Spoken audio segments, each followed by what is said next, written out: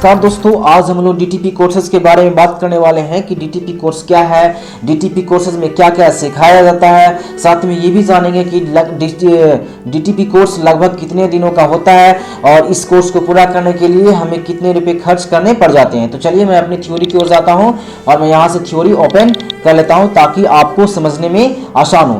तो देखिए डीटीपी क्या है ये समझने के लिए सबसे पहले आपको डीटीपी का फुल फॉर्म पता होना चाहिए। तो डीटीपी का फुल फॉर्म होता है डेस्कटॉप पब्लिशिंग और फुल फॉर्म को समझने के लिए आपको इन दो शब्दों का जानना जरूरी है कि भाई डेस्कटॉप और पब्लिशिंग का मतलब क्या होता है। तो देखिए डेस्क का मतलब होता है मेज के, टॉप का मतलब होता है ऊपर और पब्लिशिंग का मतलब होता है प्रकाशन, अर्थात मेज के ऊपर प्रकाशन का कार्य करना।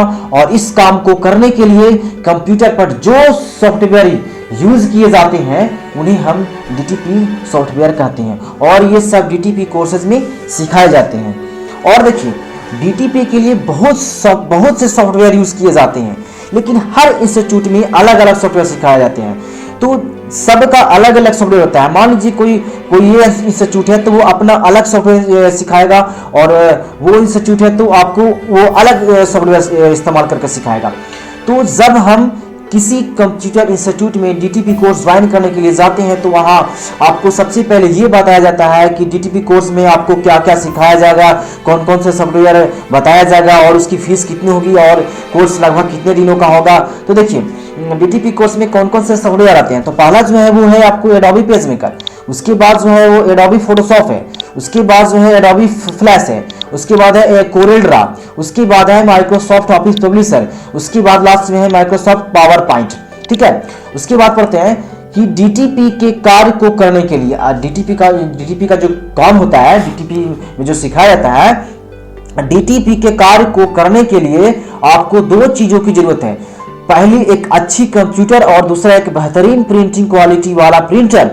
और फिर इन दोनों के हेल्प से आप newspaper, magazines, newsletters, pamphlets, flex banner, marriage card, identity card इत्यादि पब्लिशिंग का काम कर सकते हैं।